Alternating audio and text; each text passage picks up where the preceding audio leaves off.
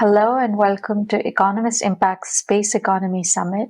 I am Harsheen Sethi and I'm pleased to be joined by Robert Lightfoot today for a fireside chat on strengthening international collaboration for the future of outer space. Mr. Lightfoot is the Executive Vice President of Lockheed Martin Space and brings in a wealth of experience from both the private and public sectors. Welcome, Robert. Thanks, Harsheen. I'm really glad to be here.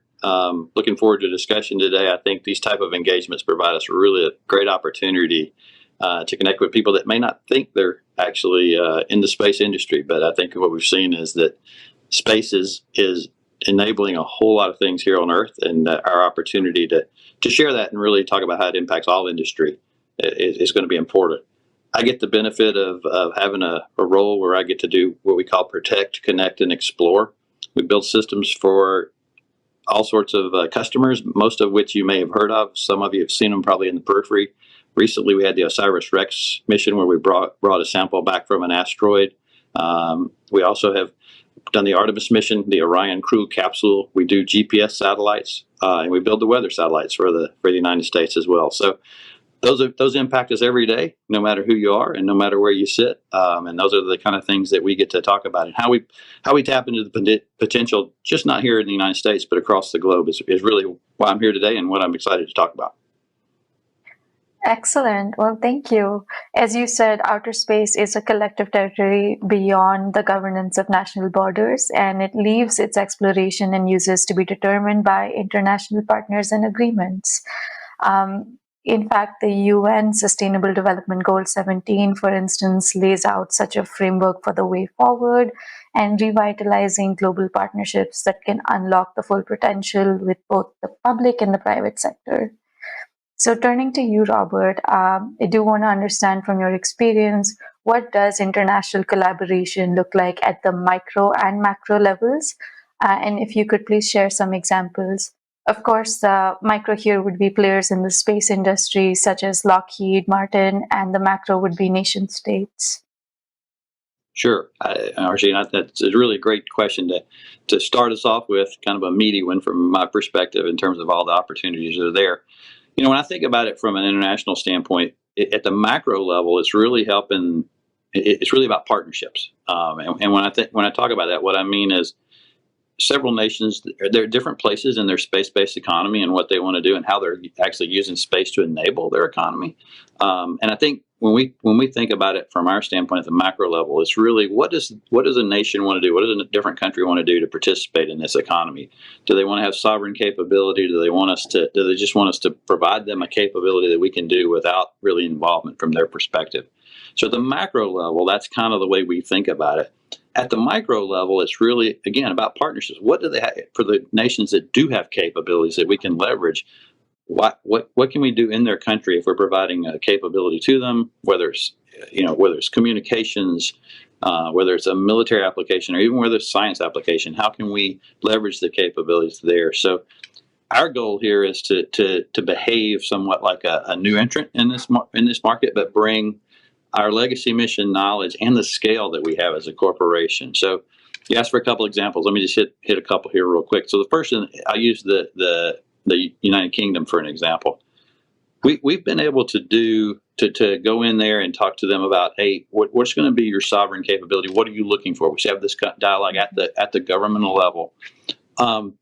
And that allows us to really understand what's important. So we've done a couple of things where we've tied into the university system there. They want to develop a workforce that they can come into the what I'll call a space-aged type employment. What can they work on going forward? So we've gone to Northumbria University in the Northeast in the UK to help us with some solar power generation from space. What are some technologies they can work on?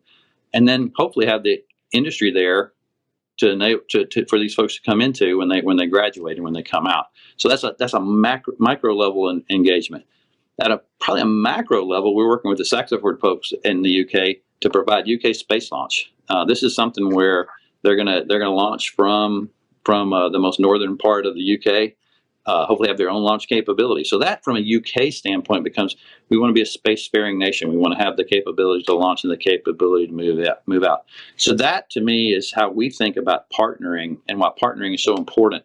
and it's at all levels. As you can see, it's a macro level, it's a micro level, and I think that's the pieces where we can come in because we've got this legacy mission knowledge and the scale. We can help enable them, but we can also use them to help us get our missions done back here. If we can develop a supply chain capability in these locations. Well, that's really interesting. And thank you for touching on some of that. I think, when one thinks of the success story of space collaboration, it's usually in the context of that latter example of space exploration and launches. And I think we're now also starting to hear in the news many NATO member states pledging to participate in initiatives that streamline this data gathering from space. So I did want to hear more about what these emerging areas are for global partnerships, and if there's any other examples for these sort of focus areas for partnerships from your side. I think there's several, right, from an international standpoint. And again, it gets back to what does that particular nation or what does that particular group of nations need, and how can we, as an organization like Lockheed Martin, enable it, but also leverage it in the future, right? So I think what we found during COVID was the supply chain for the type of work we do is pretty fragile. I think most people may have found that, not just the space industry, but it is. We saw the fragility of that. So for us, when we think about utilizing other countries, maybe that gives us another piece in our supply chain if we can get them started and get them going. A couple of examples that we've done in the Australian area. We were just selected for a program called JP9102. It's a military satellite communications activity. There, what we've done is we've created several examples of where we're trying to spark or just kick off the Australian industry so that they can be part of our team. We have almost over 300 jobs are being created there to support us. They're going to be part of our program, but they're going to be Australian industry that does that. The other thing is there's a company there called Innovor that we've actually established a mentor protege program with, where we're going to help them understand what they need to do, help them allow them to understand what business is. They've got a great technology, so how can we take that technology now and turn it into a business side from a business perspective? How do we help them do that? So these kind of partnerships with us, and again, creating the sovereign capability inside of the country, really important for the Australian point of view, right? But also, if we develop those capabilities in Australia, maybe we can end up buying back into the United States when we're building our own domestic products here. Well, thank you for sharing that. And I'm glad you talked about the job creation element. We're seeing these partnerships for space exploration that are pushing boundaries of our knowledge, as you mentioned, for better understanding our planet as well as outer space. And space missions increasingly having an international composition of both scientists and technologies is becoming a more typical format for these partnerships. So that's really exciting to see. But with the need for these technological and scientific skills for more global partnerships in the future, we are seeing a keen emphasis on the skill development aspect as well. So, what would you say are the needs of this new international workforce for the space industry, and how does this tie into influencing that international growth? I think again, it is a challenge. I think it's a challenge whether it's domestic or international, right? In terms of this workforce, and how do we keep this workforce really interested in what we're doing? And part of it is you have to have something for them to work on when they graduate, right? So you got to catch them early. You got to catch them during their, whether it's in late high school, early university, whatever the situation is. We have the opportunity to really kind of spark that interest and get them interested in what they can do from a space-based perspective. If you think about scientists, engineers, it's the scientists have to have the missions. I think about OSIRIS-REx, the mission we just finished, where we took a sample off of an asteroid 250 million miles away, brought it back to back to Earth, right? Definitely an international activity, but it took 10 years, 15 years. So we've got this sample that scientists are going to spend all this time on now, lifelong kind of ambitions that they get to go do. We got to have those missions to spur that interest and keep that spark going. The engineers on the other side get to turn that thought, that the scientific goal, the scientific activity, they get to turn it into reality. They get to build the spacecraft that goes and does this. So how do we have more international opportunities like that where folks can get excited and really get engaged. So that's why we made the arrangement and the partnership with Northumbria University in the UK. It's another opportunity for us to spark an interest in that country's space, science, technology, education, and math, the STEM workforce. We need that STEM workforce.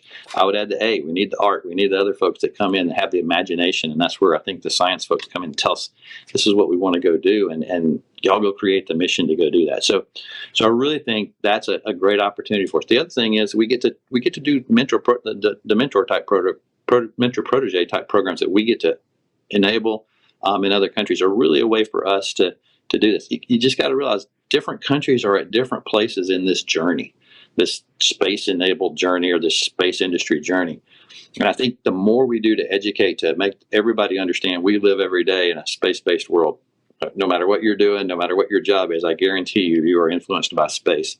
And so it's our way of educating and helping folks understand that so they can get excited. And once folks get excited about being engaged in this, I think a lot of them, they never leave this industry going in. So that's our challenge, right? It's a challenge to develop that workforce, whether it's here in the U.S. or whether it's internationally. And we take that on pretty seriously because I need that workforce to be able to get my missions done in the future. Thanks, Robert, for sharing that. That's been a really insightful discussion on skills. And during this discussion, we've also covered a lot of ground on how the space industry is expanding and in a variety of ways. So I'd be grateful if you could share some of your insights on, emerging trends, some opportunities, and potentially what challenges you're seeing for maximizing these returns and leveraging these space-enabled assets.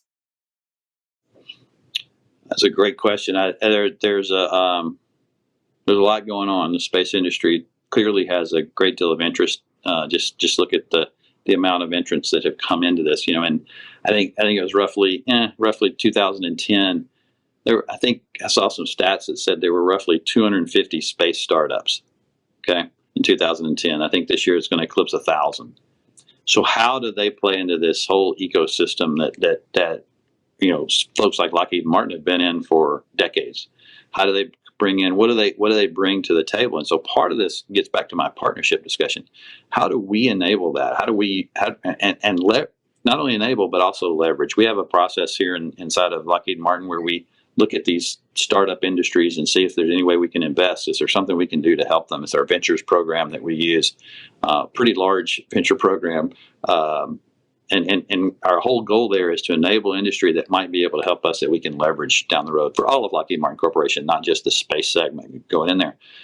But the trends that we continue to see from my perspective are speed, resiliency, and maturity. So most of my customers, they want to go faster than we're going today.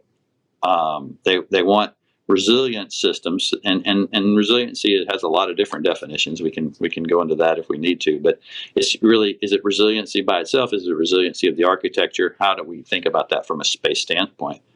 And then again, maturity. What can we do to mature things faster? And so that they're ready to go when the customer or the mission set really needs them. So to me, I think that's for us, I've done a couple things inside of Lockheed, and I think others are doing things as well like this, is really how do I get all my innovation in one kind of cell, an innovation cell? How do I have that innovation cell? There's an organization called Ignite that we're using to, I like to say they get to run with scissors, and that's the group that actually goes out and goes fast, tries to mature technology, maybe faster than we have in the past, but they're allowed to fail fast and maybe fail forward is hopefully the way we would say it. And they can do it in a time when the opportunity is there. You do it during a time when you're not in a program or record and you're not necessary, but you're advancing the technology going forward as fast as you can. Now, if we can't do it, the other opportunity is I go find someone that's already maybe down that path further than we are, and we leverage them, we partner with them as we go forward. And I think from a business standpoint, that's really where the opportunities come in for me. And because some of the folks are really disrupting the way that they do. The way that we maybe attack what I'll call traditional problems. And that's exciting for us. It's an opportunity for us to learn, but it's also an opportunity for us to leverage as we go forward. The other thing is there's a tremendous amount, the other opportunity that comes to mind in your questions, there's a tremendous amount of data that we're bringing down now. You think about, years ago, we probably didn't bring down much data at all. It was very manageable. Now we're bringing ridiculous amounts of data down from space in all different forms and all different formats. And so that's the opportunity for AI and machine learning to really come into play. If we can use algorithms and AI to maybe take all that data and somehow compress it into intelligence or knowledge for somebody to use instead of them having to parse through everything that goes in. There's a great opportunity there, and we've started down that path. And I think that's really one of the areas that we think is probably very important. If you think about some of the weather activities that we work on here, tons of data coming down. How do you actually get that into intelligence where someone can make a forecast or someone can provide, some predictive analytics around what's going on? We have on our GOES satellites, which is the weather satellites for the United States, we have a lightning mapper on there that we use, and that lightning mapper brings back lots of data that maybe not be specific to the mission necessary, but we could use that data to turn it into intelligence to help firefighters understand where lightning has occurred or where things may have occurred to attack wildfires. That becomes a different customer, right, from our standpoint. Now, all of a sudden, I've got the firefighting industry interested. I've got insurance interested in what we're doing. The financial world in terms of these disasters and what happens. If there's a way to predict and get to predictive analytics around all this data coming down, can we turn that into a service? Can we turn that into intelligence that makes people smarter as they make some of the business decisions they make? I think, so those are a couple of opportunities. I think the challenge, when I think about it is, it's almost the other side of that same coin. There's so much data coming down. How do we parse that into a perspective that people really want to use it, right? Otherwise, it just kind of hits the cutting room floor, as I say. And how we bring all that to data to provide decision makers quicker decisions. It's not just a correlation of the data, but get to the decision makers so they can make quick decisions instead of parsing through all this data. So that to me is the challenge and the opportunity is how do we leverage all of those parts as they go through. At the end of the day, really, all of this is we're just competing with time. The speed that folks are asking for. Our competition is time. I cannot get a day back. We haven't figured that out yet. We haven't created the time machine just quite yet. But all of us are just competing with time. And I think every day matters and how we go about sharing those innovative ideas that help us go faster. That's really the key. And the key for all of us in terms of how we're going to shape this space economy. Space, I hear people say space is hard all the time. I don't know if space is really, space is hard, but it's actually really the complexity of what we have to do to get in space. That's really the hard part. And I think that's where we'll ultimately make a difference. And I think, it still has the inspirational factor as well. And I think sometimes in the U.S. we forget the inspirational factor that other countries are now starting to want. They're desiring to be, hey, we want to be part of that space industry. Whether it's an astronaut, whether it's a science mission, or the kind of things that they can be proud of. Absolutely. And thank you very much again for joining and sharing your experiences on the benefits of open collaboration with international colleagues across the different types of stakeholders, from governments and universities to private developers, and for a sustainable future for us all. It's been a real pleasure speaking with you, and I'm sure this discussion will inspire some more folks to be a part of the space solution. Uh, Finally, a big thanks to our listeners here as well. Stay tuned for the rest of the sessions at the Space Economy Summit. Thank you so much.